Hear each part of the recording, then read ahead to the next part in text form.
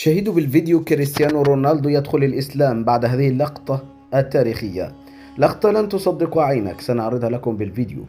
في البداية صلوا على النبي ودعمونا بلايك للفيديو والاشتراك في القناة. كريستيانو رونالدو يدخل الإسلام بعد هذه اللقطة التاريخية. لقطة تاريخية تهز النصر، لقطة للتاريخ.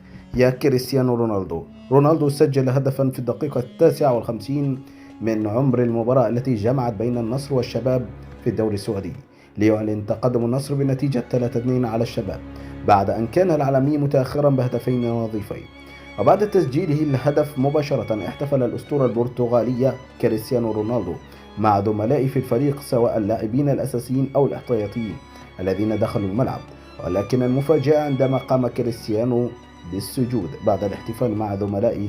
هذه اللقطة التاريخية رائعة جدا، وجاءت فرحة كريستيانو رونالدو بالهدف الثالث والسجود لله شكرا.